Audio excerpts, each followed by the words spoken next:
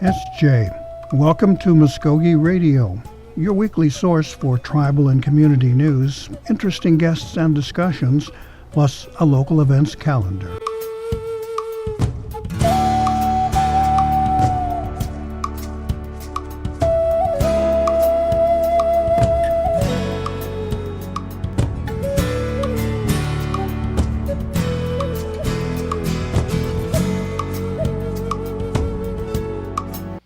SJ, Estongo, Gary Fife, Jaho Jeff Gados, Mvskoke Radio, Mabu Hedge to Wedskis. Good morning. Welcome to Mvskoke Radio. We have a real treat in store for you today.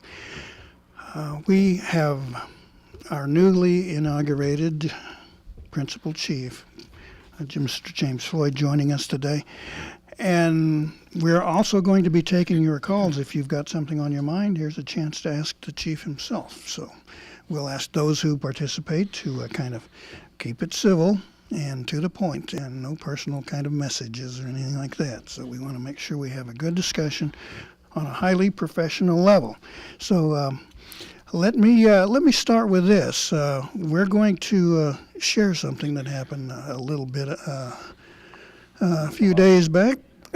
We've got a time where on January the 2nd, our newly elected Principal Chief James Floyd was inaugurated, and this is a chance for him to hear himself at the Muscogee Dome.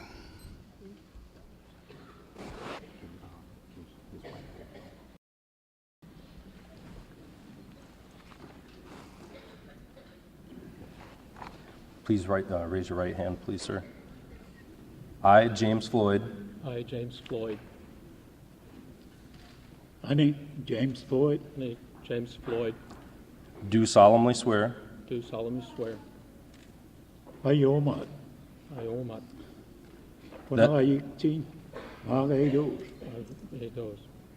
That I will faithfully execute. That I will faithfully execute. Muscogee, Idawa. Mvskoke Radio. The office of the Principal Chief. The office of the Principal Chief. Of the Muscogee Creek Nation. Of the Muscogee Creek Nation. In Miko. In Wagida. In Miko. In Wagida. Mehen Musan. Savasalis. And I will, to the best of my ability. And I will, to the best of my ability. Woman. Uphold the Constitution. Uphold the Constitution. Of the Muscogee Creek Nation. Of the Muscogee Creek Nation. Anyutida. Inyutida. Angithida. Ingithida. O Margusan. Margusan. Ajay Jarvis. Ajay Jarvis. Congratulations. Congratulations.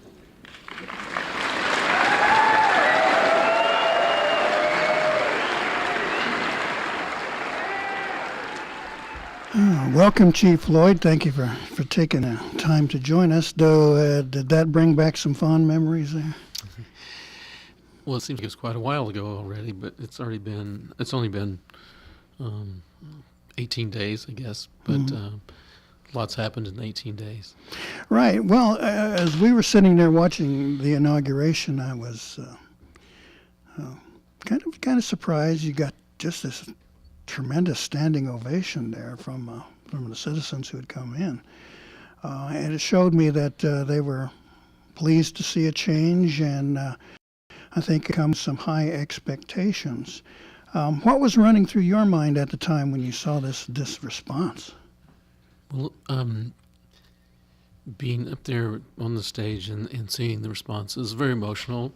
In a sense, it was kind of the conclusion of the sense that I felt during the campaign, that as I went out among the communities and churches and ceremonial grounds and met with people individually, of course you hear that people are supportive of you, but you really never know that the election was a measurement tool, I guess, of that, and they're showing that day, I think, signified the degree that they really felt, and to me was further validation of, this was the sense of how they felt, and they visibly showed that. And so it was quite, as I said, it was a very emotional moment, but it was also very telling to me of, okay, now you're inaugurated, you have this amazing responsibility on your shoulders, and you better stand up to it and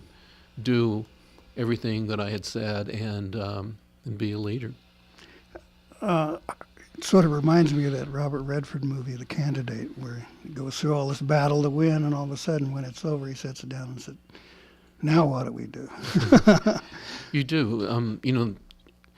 That's something that I'd been thinking about, is because you do have to change your mindset from campaigning to being administrative. And what you did during the campaign is one thing, but when you get in there and you have that responsibility, you've got to go to work and show that you can lead. And that's the things that we've been working on since I've been in office. Well, let's get to it here. When your predecessor left office, there was a statement that he was pleased that he had, essentially found a tribe needing and had left it in pretty good shape. Now that you've had a chance to look at it and kind of go over a budget and staffing and priorities and this sort of thing, what's your assessment? Are we in great shape? I mean, where are we realistically? Well, first of all, for those who were there, I know they tried their best. I was able to meet with a number of them before I took office, and and talk about their programs, talk about the direction they were going in, and what they had achieved. And so I wanted to look at those things that they had in progress that needed to be followed up on, so that we could have some continuity of progress for the nation. And then also those opportunities that were open, so that we could then go in, and if we needed to go a different direction, or that if we need to make some program changes, we could do that and still improve services to our citizens. And so as I stepped in, I held no ill will toward anyone. You just pick up with what you have and you go forward. We knew we had a deficit that was articulated, 6 months ago at least. And as the administration put forward the budget for 2016, we had a continuing resolution. And what I wanted to do was to be able to make sure that we lived within the amount of money that was going to be available to the executive branch. And since that time, we have met with the council and put forward a plan, or actually we put forward the budget that in the gross numbers we can balance this year. But in the fine points of it, I think we have until the 28th of this month to come with more detail about the things that we will be doing, how we will be doing that, and we're working on that as we speak. I've been very impressed with the staff who's come forward with new ideas, saying, hey, this is something I think we can do that can still provide great service to people and may not cost as much. And I just left the complex to come here. There's a staff meeting going on where they were talking about that. And that's great to see the engagement of the employees with management and looking at things in a different way. And that's some things I'd like to encourage, and we'll continue to do that throughout this year. Well, we will have some questions on your relationship with the employees, in which I think really fosters the quality of service that our citizens get. So we'll get to that in a little bit here. But let me turn to some of those economics. First of all, let's talk about some of the existing projects. You've got Margaritaville nearing completion.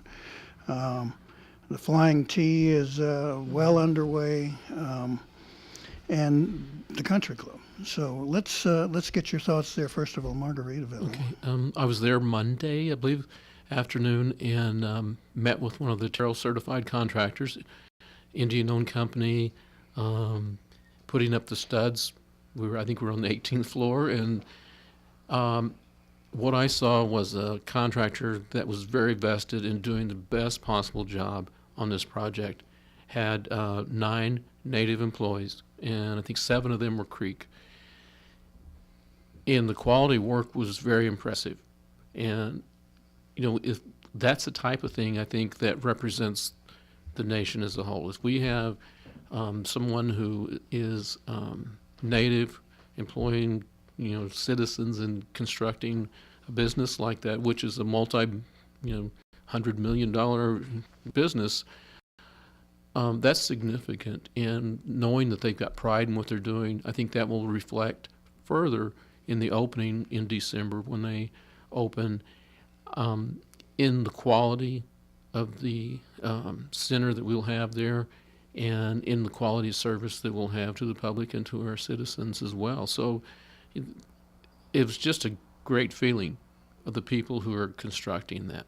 And we met several tribal citizens that are working there, and they told me how long they'd worked there and the pride they take in the workmanship that they're providing there. So Margaritaville is tentatively scheduled, I think, for the end of December, 1st of January opening.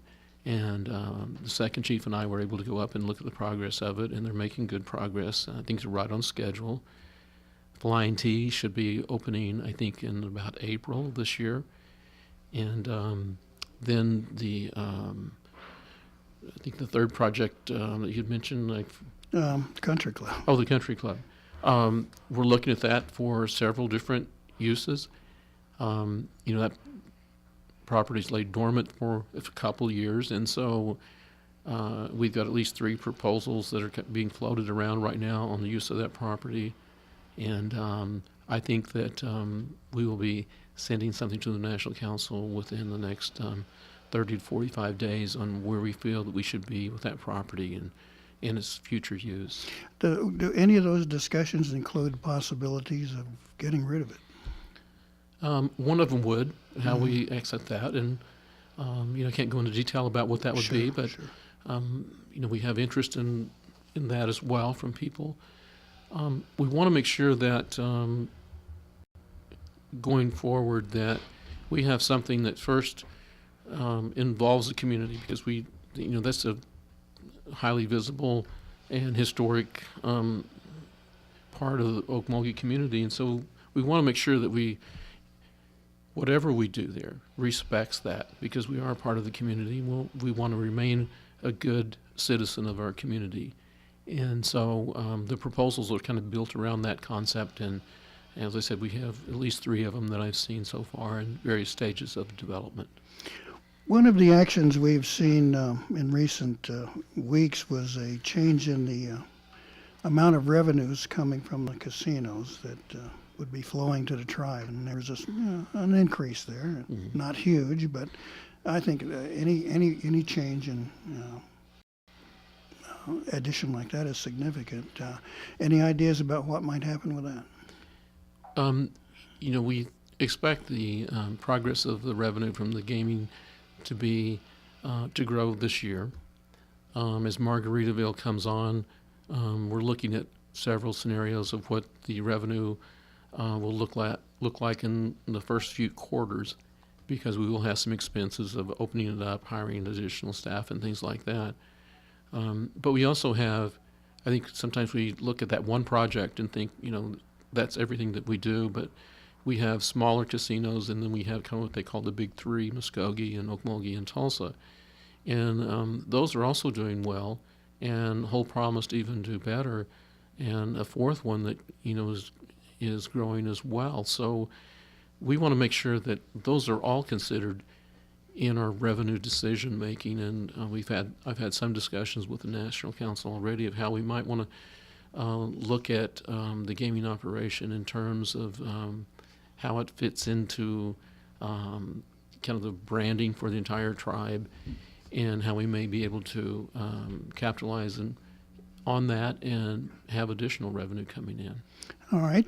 We'd like to invite our listeners, if you've got a question for Chief Floyd, please give us a call, 918-576-3646. And if you have a question, please keep it civil and to the point, and we'd love to hear from you.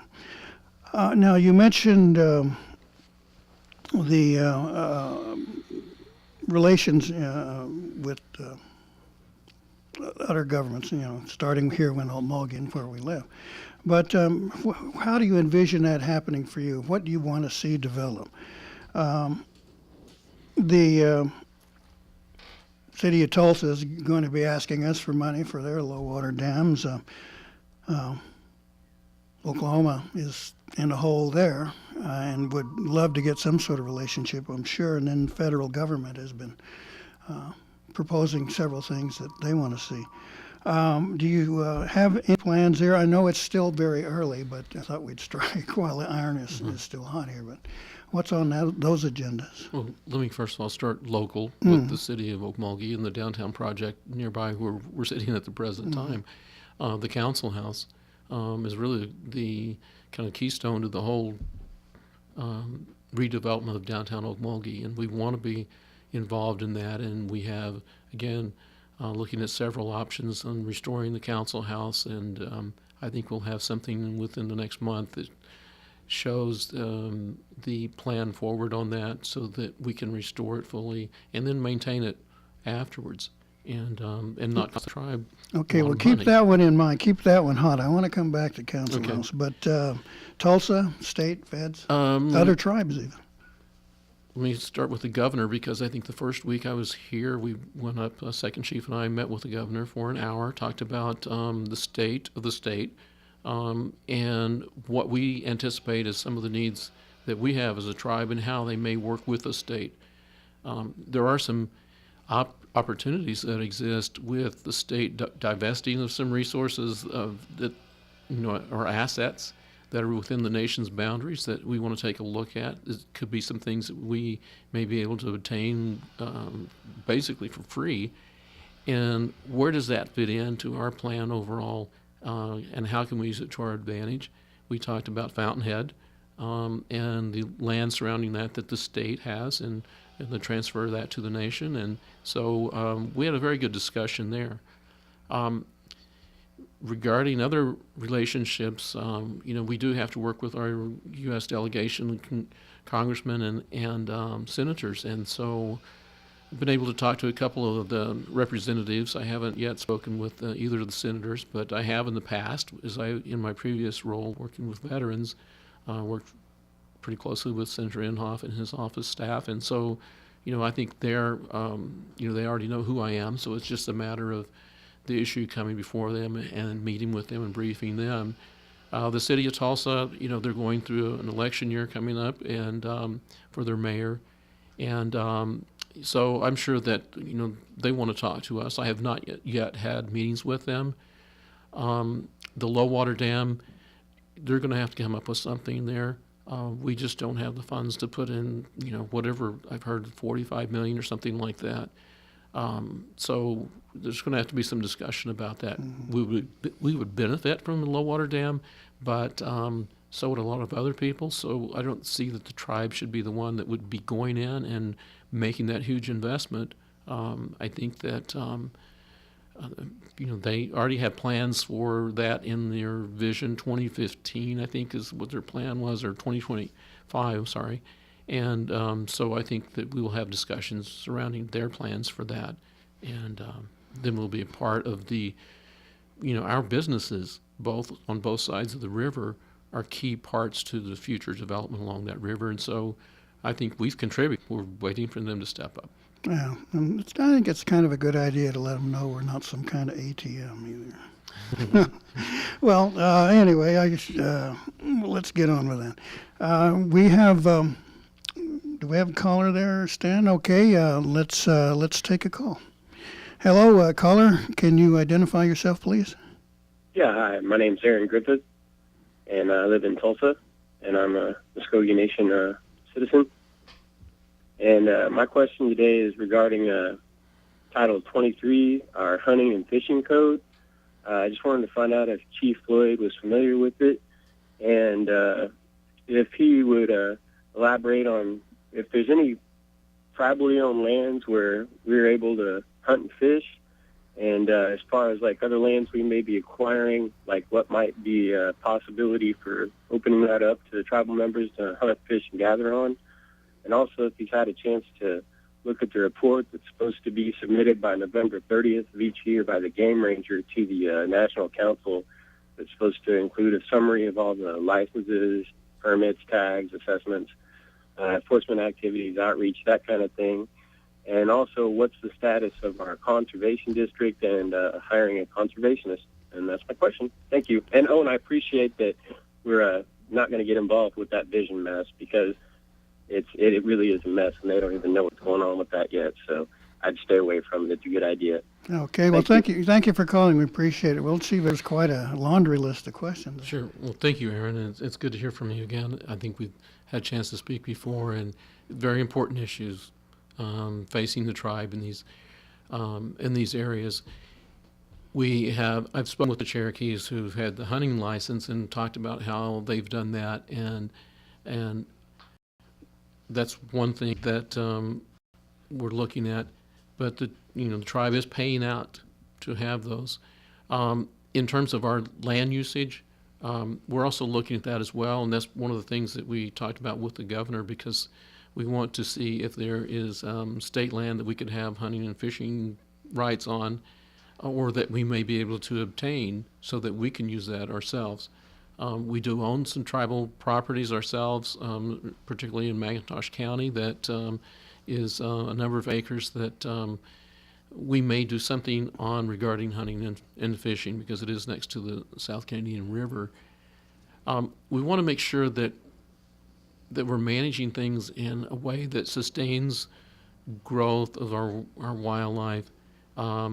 We have a significant wild hog problem in McIntosh County, and so we have to work with the local authorities on that as well, because it's disrupting or destroying some of our property, along with some of our private citizens, our tribal citizens' properties as well. So, there's a number of dimensions of issues regarding just the wildlife that we face. I have not yet, Aaron, seen the report from November, so I'll look for that. I appreciate you reminding me about that.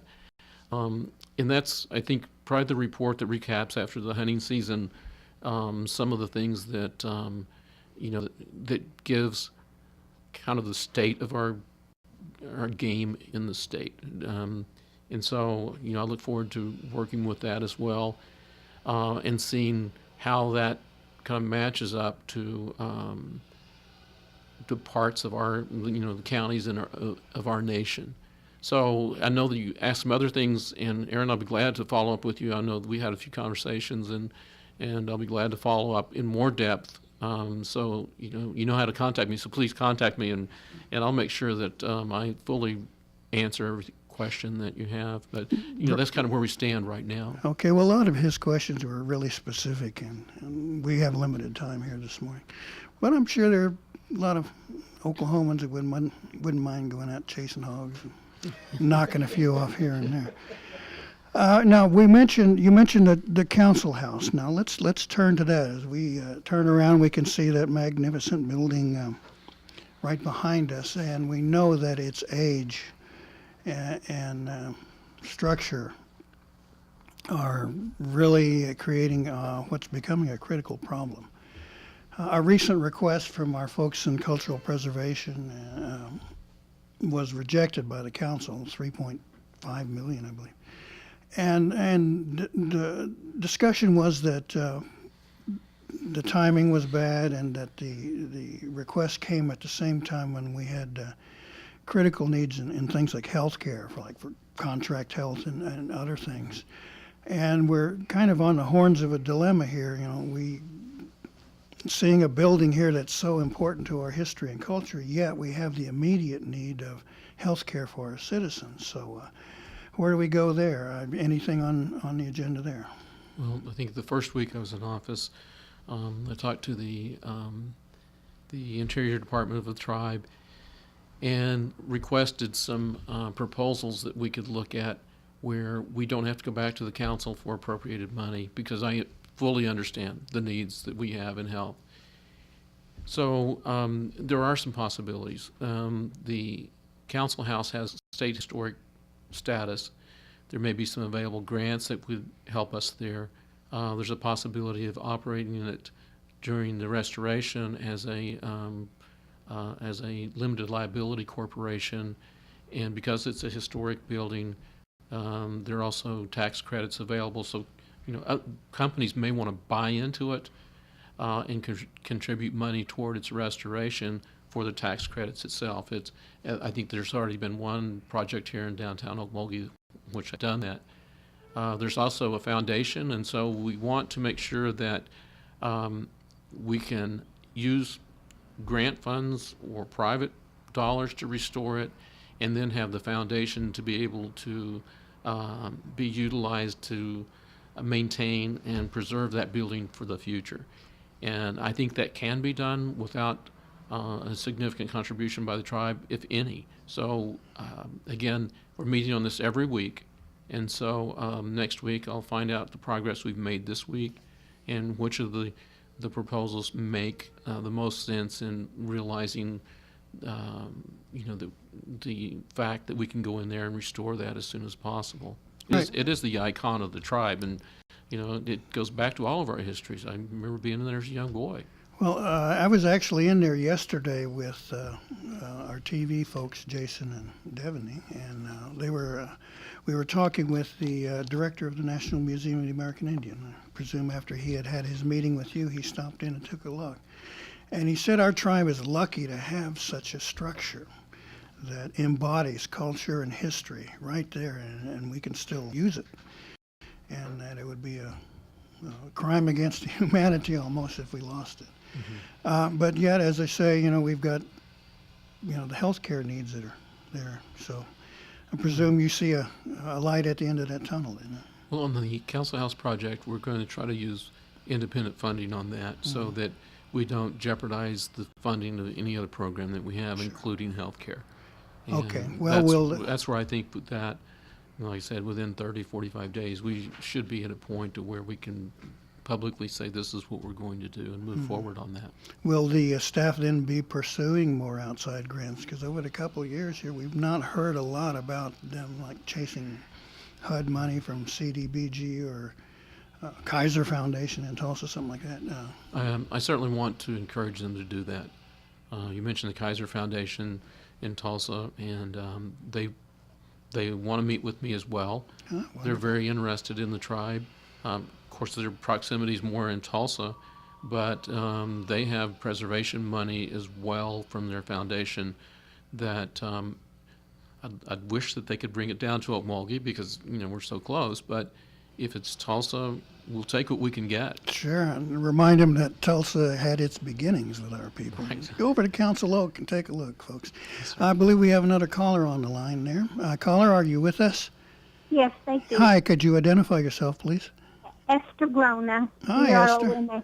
Hi. Hey, good to hear from you again. You have a chief question here? Yes, I just want to remind the chief that there is a time capsule located on the Creek Council House grounds, and I want to make sure that he's aware of it and when it's to be opened. Thank you.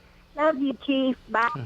Good morning, Esther. Thank you for calling, and thanks for reminding about that because I have not heard about the time capsule, and certainly may follow up with you on that, Esther, to make sure we know the exact location. And west side of the building. I have met with the Okmulgee Historic Society, and we've had a couple discussions just about the design of the building and in the past. And I was taught or told how the brick wall came into, or the rock wall came into place here, and and myself as well, and just knowing the history of that from 1896, 1898, and we'd really like to go beyond just the council house, below the asphalt in the street out here, beautiful paving bricks. And as we look at, kind of cultural tourism, a lot of people would like to come to the capital of the tribe and look at our history, which is right across the street from where we are right now.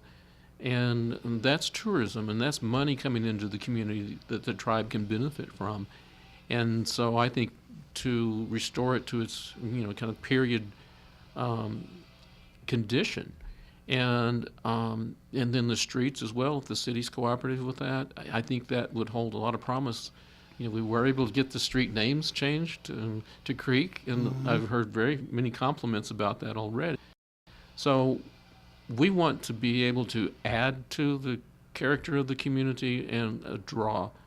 I wish we could get it done by June, I think, when the bike Oklahoma is coming through Okmulgee and be spending the night here, but we'll do something anyway. But it'd be great if they came back next year. I'd really love to have them back next year and spend the night here and see the difference. Well, I see the council house there as being the centerpiece of the Rising Okmulgee campaign. Is that correct? It's a natural there. It's right there in the middle. It's got such a potential for a draw. And then I think we're beginning to see, the downtown area around the square beginning to evolve, with new restaurants and things, and not just to beautify the place, but really develop it. So the community of Okmulgee could certainly benefit by a closer relationship with the tribe here. Let's move on. We've got a couple of other subjects we want to touch on, and remind our listeners, if you want to ask a question of Chief Floyd, it's 918-576-3646. Yeah, same as Tradio, right? Okay, but talk to our chief. Now we would kind of move to an important segment of the tribal government here, and that's the employees. And our department has had a lot of questions about what you were going to do and how you were going to do it.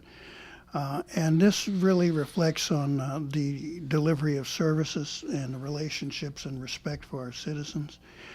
So we want to kind of explore that a little bit and see, answer some of the questions our employees have asked.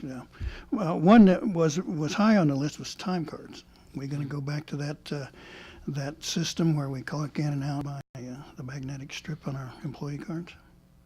Yes. Okay. All right, next question. And here's the reason why. I think that at the outset of my administration, we need to let everybody be aware of the expectations.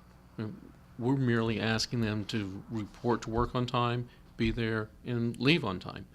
We have to be able to have some way to, although we trust them, we have to be able to validate that. There are various systems within the tribe. There's some paper time cards, there's electronic devices, and so we're in the process of those that may have been turned off to turn back on, and if they're using paper, some way that we can continue to institute a system that shows that they're reporting to work on time and that they're working, their schedule, their tour of duty. I think that's just being responsible. We're paying them full time, so we expect that. I would expect none less out of myself. And so I think we've made some progress there. Me and the second chief personally have gone out and met with groups of employees, answered their questions. We continue to do so, and we'll in small groups, and we want to meet with as many as possible because we get the phone calls, we get the emails, we know the calls that aren't answered or the people who aren't there. So we've got to, I think, face up to the fact that we can't hide anything. So just be accountable and responsible, and things will be much better. And it begins with making sure that people are working well and responding and being here on time. And I've seen an improvement there already, and so I think that's gratifying because we're not asking anything more than what they were hired to do. Sure, and it prevents any abuse. Let's move on here. There have been some concerns about employee travel to various events around the nation, or even intertribal council meetings where a large group of employees would go over and stay over in that hotel overnight, others going to training or whatever else. Where are you going to stand on that sort of thing? Well, first of all, I'm pleased to say that none of our employees of the executive branch spent the night in the hotel for the recent intertribal council. Yeah. So that was, we addressed that issue right there. We're looking at travel, and we're looking at alternative ways to get training. We had that discussion this morning, and I think we have it almost every morning as people are putting in requests. And so we do have to cut back on travel because, as we mentioned in the beginning, we balanced the budget for this year on paper. We're going back in and looking at the finite parts, and travel, that significant amount of money that we spent there has to be reduced because we have to prepare for 2017. We'll prepare for that here in the next month or so and put that budget together.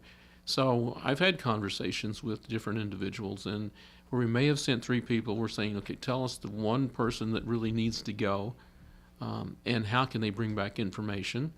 We're looking at having people come to Okmulgee instead of us going to other places because it gets very expensive to travel. And we're looking at alternatives to training and what is required, what's optional, and bringing that cost down because it also takes time away from work. And I know that some of this training is required. We have people who have certificates and need to maintain their certifications. We understand that. We understand that in the medical side. There's some certifications in housing and other places. So we just want to make sure that we're doing it as cost effectively as possible. All right, here's an unusual question I got when I was getting some service at one of our health clinics. One of the staff members asked me, what about uniforms and dress codes? I guess that person wasn't particularly a fan of wearing the military-style uniforms, which I can understand. PHS has always incorporated that, but do we need to be in uniform, a dress code? I understand that she was kind of irritated at being told style of makeup she could wear, things like that. I mean, it got rather picky, I'd say, but where do we go there? Well, in general, policies regarding things like makeup and colognes and clothing, we probably won't get into in any policy.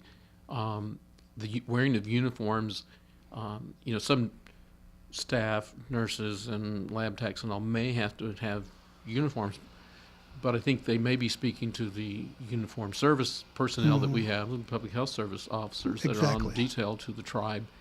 And having worked for the Indian Health Service, I know that the requirement is really just 1 day a week. They need to wear it to meet the United States Public Health Service requirement. We want to hold it to a minimum. I think I've seen this before as I've worked with other tribes in my career that sometimes they get intimidated by that. Exactly. And the patients do as well. And so we want to have relationships with our patients that help healing and help people get to feel better. And if it's distancing us from the patients, then definitely we'll look at that. And I've got a meeting with the Indian Health Service here in a few days, and I'll be talking to them about that. And again, finding out, is it just 1 day a week? And if so, we'll probably internally have a communication go out to our uniformed service personnel saying, you really don't have to do this 1 day a week, and maybe it's Wednesday, that'll be the designated day. Yeah, I thought it was odd going to the pharmacy and seeing camo uniforms behind the glass. One more question, kind of in that vein. I would presume that your staff is still evolving. There's still perhaps some changes to be made. Do you have some idea that you can share where those might fall and the procedures? I had a comment that there was a letter on my desk when I came back, kind of thing. Is that the way it should be done, or is it face-to-face? What do you think? Well, in terms of the staff that are going to be commissioned, we sent 5 names over to the council this month to be considered, and they have been going through committee meetings this week, and I think will probably be taken up the last Saturday of this month. We'll send some names over in February and some over in March as well. So that is evolving. Any changes that we've made have been face-to-face meetings with people that, for my staff or myself. And if there was any letter, the only one that I was aware of was we couldn't find the person we wanted to talk to. And so that's the only recourse we had. Is at some point they're going to come back to the office, and and that had to be done that way just because we couldn't find the individual. So, and I did see that individual later myself and apologized. This is not the way we do things, but we had no alternative on this one. I understand. Sure. And we move on. I think I can assure the staff that we're not making wholesale changes. We're looking very closely at programs and the direction that we're going and who we need to have leading and those people that need to be on board. And so, again, we're not looking at wholesale changes. And so I think as myself as principal chief and the second chief are trying to get in front of staff as much as possible to reiterate what we are trying to do. We want to make sure that we're a service industry. The tribe is based around service, and that's got to be the most prominent thing that we do. And how do we do that? It's by answering the phones. It's being polite to the people that we do business with. It's finding the answers to the questions they have, and it's responding to them. And I had someone this morning tell me that they had to tell a citizen no because they weren't eligible for a program, and the citizen thanked them, said that no one had told them that before and hadn't explained the rules and regulations. And that's our responsibility, and that's all we're asking people to do is not to say no, but explain to the people why we make the decisions that we make if they ask us. And that goes regardless if it's a patient talking to a provider or a citizen talking to another program. Well, occasionally I think you have to say no for a request for whatever reason, but it's nice to know why. I mean, that's critical. It's not just, well, he's a different clan or whatever, he doesn't like me, but this is why, and that's good. We have the list of the executive officers that you had announced, and would presume they'll have to be confirmed by the council. Now, do you expect them all to be approved? Are there going to be any changes? Is anyone there in an interim position? Right now, we have the ones in place for the month of January. We'll be issuing a letter soon for the ones in February, but I think they're probably going to be the same at this point. I think some people may have been somewhat surprised by the names, but in talking to people during the campaign and then talking to, in conversation with the National Council and others, we have a diverse need within the tribe. As you can see, there's male, female, in appointed positions, and young and older. We need to be developing leaders for the future, as we also have experienced people helping to teach them, and that mix we need to be comfortable with, because when I leave and move on, I want to make sure that we have developed leaders that can step in and take over, regardless whether it's principal chief or whether it's in one of the commission positions. And so some of the younger people we're working with, we talk to almost every day, and we answer their questions. So, if they have a question about how to proceed or, question about the program itself, I think that constant communication and the willingness of them to ask questions when they don't know is very, I think that's how people learn. And so the willingness to ask the questions really opens up the time for conversation, and we can talk about, here's what we want you to do, and what's your ideas on how we best serve people, and then have them provide us some information so that we can look at it as well. Remind our listeners, if you would like to ask Chief Floyd a question, it's 918-756-3646 here live on 1240 in beautiful downtown Okmulgee. Let me shift gears here, and I know we chatted a little bit ahead of time about your personal style and the way it reflects on the administration and the impression it makes on citizens and others. Our news crew discussed it about last week, talked about the inauguration and what they saw. And the consensus was that it was I'm not sure the term conservative fits here, but a little more what I would call down to earth. The comment was less flashy. And of course, that's something that you personally will direct and the way you want to do things. So here's a few things like that. We've noticed changes as you're assuming the task. There are no personal portraits on the walls yet. Colored photos. You've changed the location of your office, which I think, personally, I think it's kind of significant.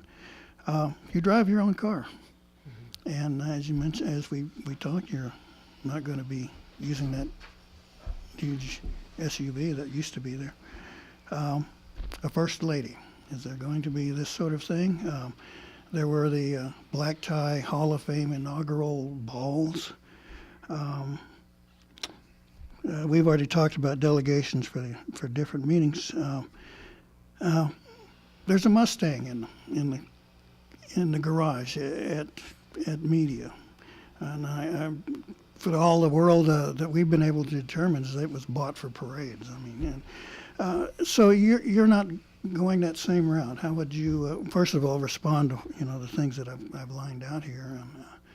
Where are you going to go with it?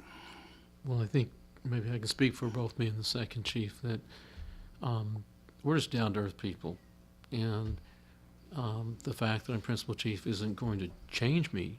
I'm the person that I am, and hopefully people feel comfortable around me. I grew up in a family of 9. We were poor, and we had to work hard, and that also taught me, and I think my brothers and sisters, a lot of ethics in terms of how we conduct ourselves. So I think that I hope that people find me and the second chief very approachable, and that we want to be at events and we want to be seen as just regular people, because people then feel like they have the ability to talk to us without any pretense, and that's fine with me.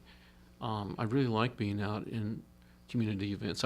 I apologize on the air, but not making all the community meetings. I've made one this month, and but with the tribal business and the council's business being very busy, it's taken up some time. But we want to get out into the communities. We want to be seen as people that are working alongside our citizens. We may be the leaders, and we want to lead from the front. We want to set the example that, I'm not going to talk about what's been done in the past. That here's who we are, and here's what we do. And I've always driven my personal vehicle, and I'll continue to do that. They're wearing out, getting old, but regular Indian cars. But that's okay, as long as I can get there and get home safely. I'm fine. I don't,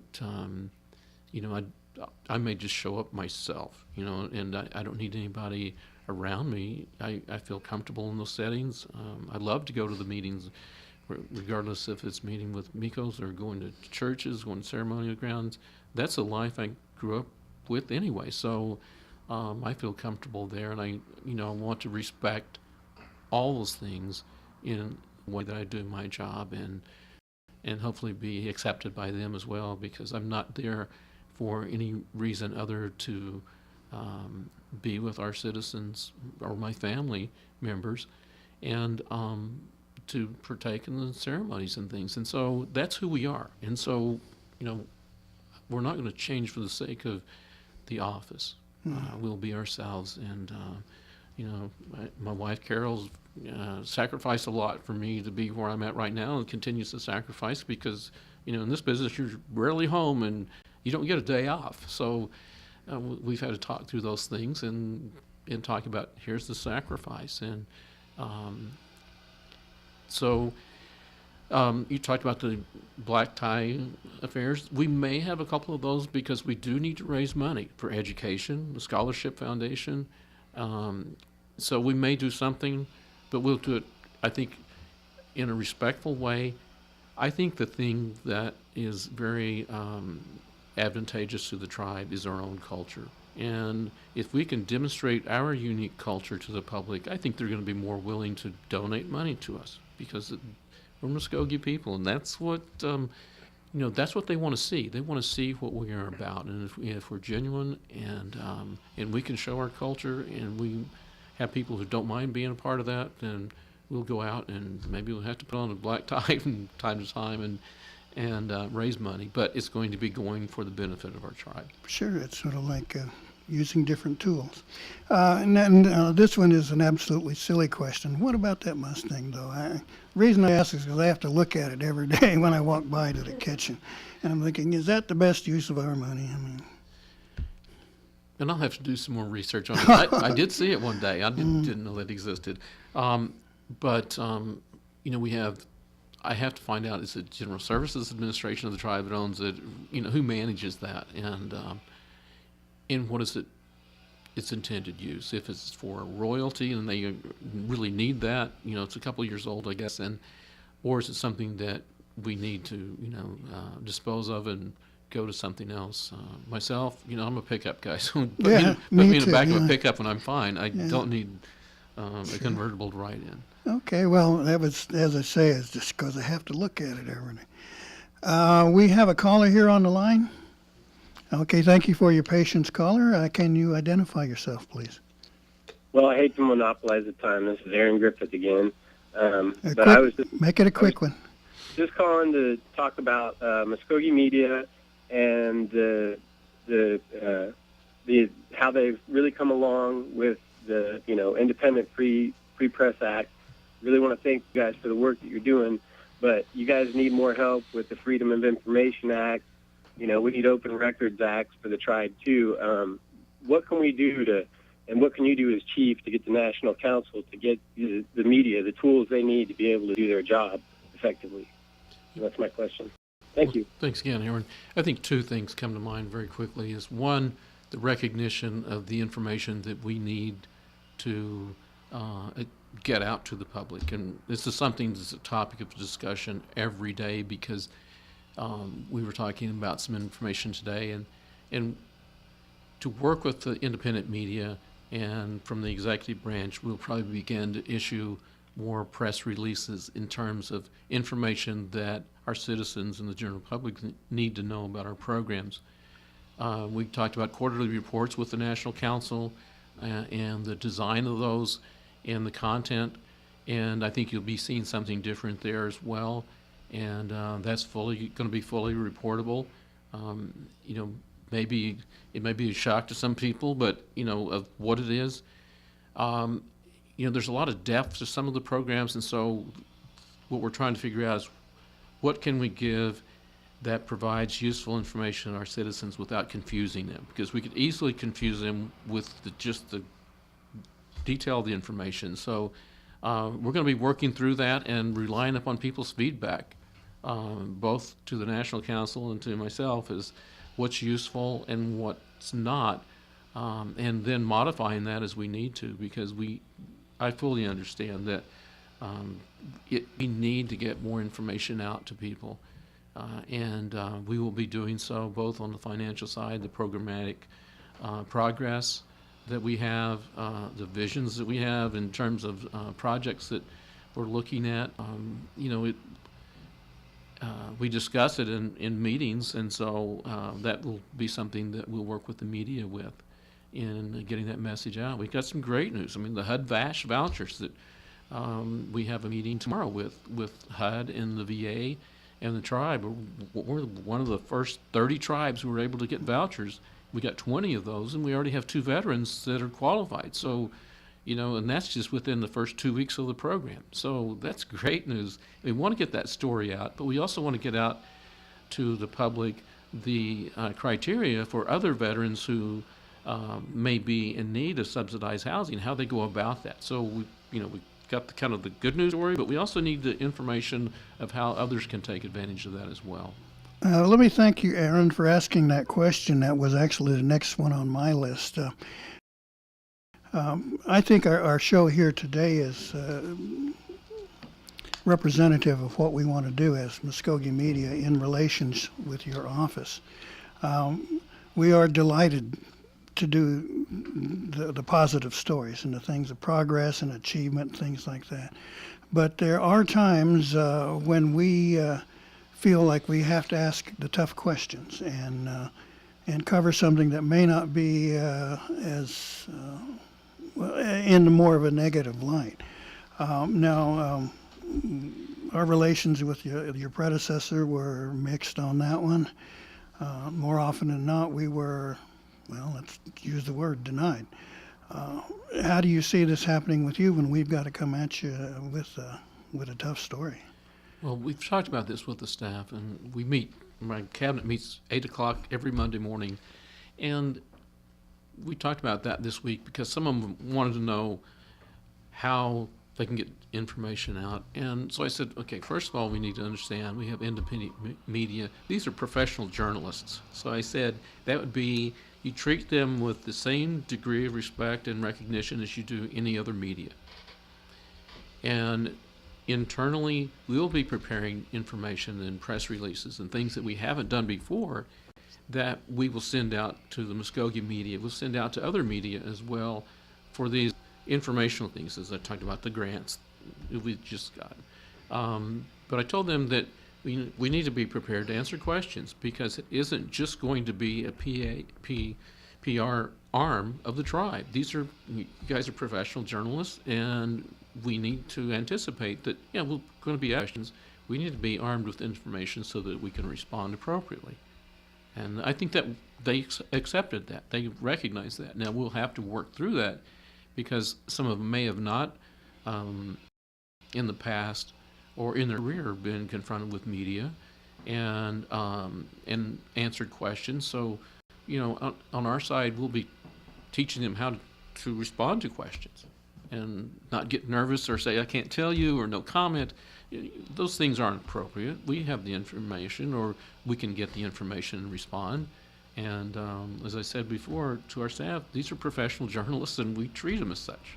Well, be sure and tell them when we hear no comment, that's like a shark smelling blood in the water. I understand that. Okay, well, let's go. We got more to do with that one. All right, we've got only about 3.5 minutes left. Big question here, your relations with the National Council. I know the dust is still settling there as their folks are settling into sometimes new seats and new priorities.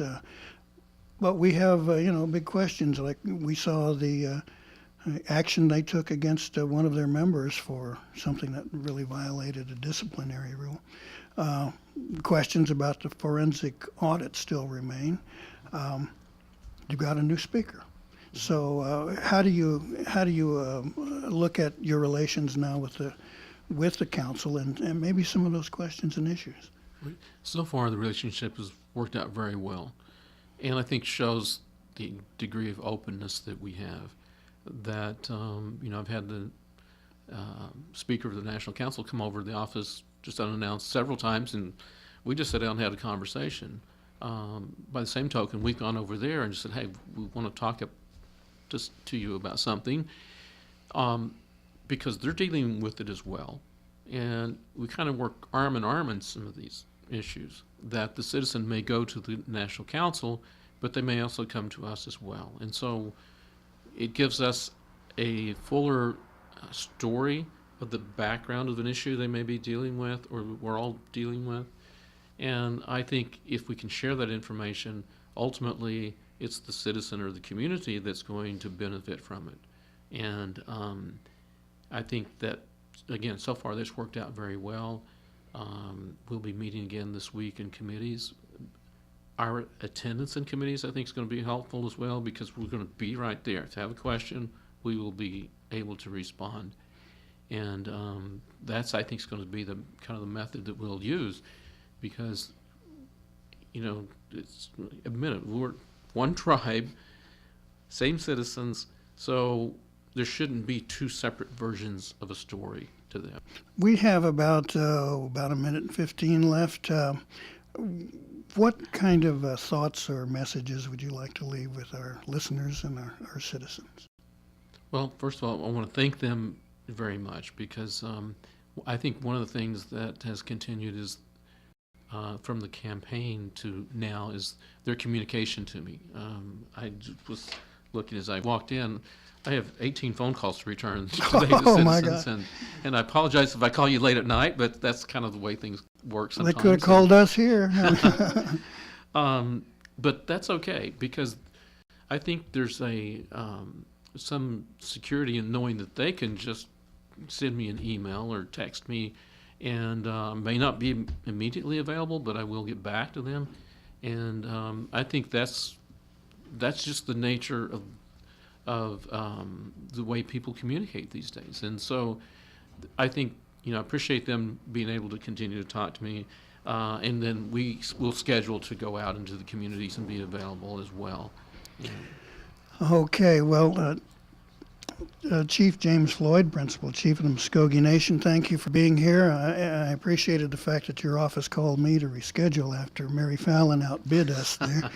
And we hope to maybe have these kind of discussions on a fairly regular basis. I'll be glad to come back Anything down. we can do to help and support, we wish you well on your administration and for the Muscogee Creek people. So, 2,000 Meadows. Hey, Mado, here. Okay, Hey, you've Mado. been listening to Muscogee Radio. I'm Gary Fife. I want to thank you, and we'll wrap our show up here and talk to you again next week.